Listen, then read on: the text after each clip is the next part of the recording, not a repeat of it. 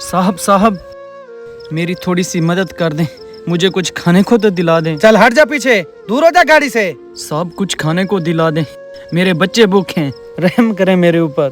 तुझे एक दफा बोला है, समझ नहीं आता? चल जा यहाँ से। साहब जब तक आप मुझे कुछ खाने के लिए नहीं ला कर देते, मैं यहाँ से नहीं जाऊंगा। मैं आपकी गाड़ी के आगे आकर अपनी जान दे दूंगा, लेकिन आपको नहीं जाने दूंगा।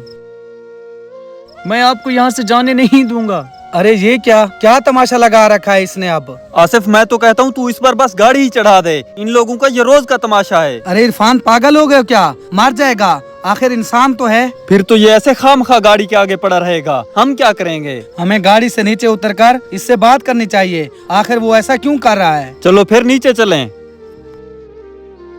ओए चल उठ जा गाड़ी के आगे से, वरना अच्छा नहीं होगा। नहीं साहब, मैं कहीं नहीं जाऊंगा जब तक आप मुझे कुछ खाने को ला के नहीं देंगे।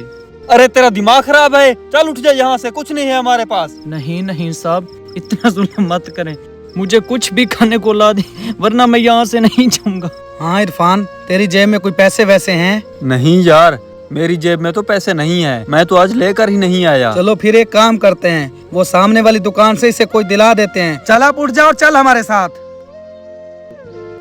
नहीं साहब, मुझे खाना नहीं चाहिए, मुझे थोड़ा सा सामान चाहिए, मुझे आटा और नमक ही दिला दो। देखो ये भिखारी, जो तुझे दिला रहा है चुपचाप ले ले और अब चल। इरफान बिल्कुल सही कह रहा है, तुम लोग कभी नहीं सुधर सकते। आ गए अपनी औकात पर। मैं तुम लोगों को अच्छी तरह से जानता हूँ, तुमको कोई सीधा नहीं कर सकता। हमसे ये सामान लेने के बाद किसी दूसरी दुकान पर जाकर बेच दोगे। नहीं साहब, मैं किसी को नहीं बेचूंगा, मेरे बच्चे भूखे हैं, मुझे आप आटा और नमक ही दिला दें। साहब मेरी बात का यकीन करें। यार आसिफ, मैं तो कहता हूँ दिला ही दो। चलो फिर। भाई एक थैला आटे का और एक पैकेट नमक का तो दे दें। जी अच्छा, भी देता हूँ, ये लें।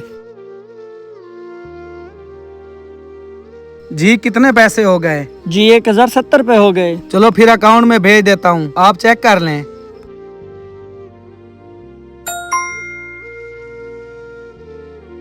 जी भैया आ गया, आपका बहुत शुक्रिया। ये लो भाई, आपके आटे का थैला और नमक आ गया है, आप चले जाएं, आपकी मेहरबानी। जी साहब, आपका बहुत शुक्रिया, मैं आपका ये एहसान कभी नहीं भूलूंगा। यार आसिफ, एक काम करते हैं, इसका पीछा करते हैं, देखते हैं आखिर ये कहाँ जाता है। जी तू बिल्कुल सही कह रहा है, अगर इसने ये सामान बेचा तो इसके साथ अच्छा नहीं होगा।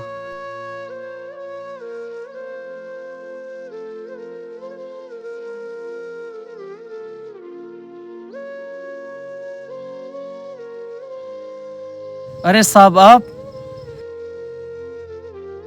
आप मेरे घर तक आ गए। अच्छा 1 मिनट रुको।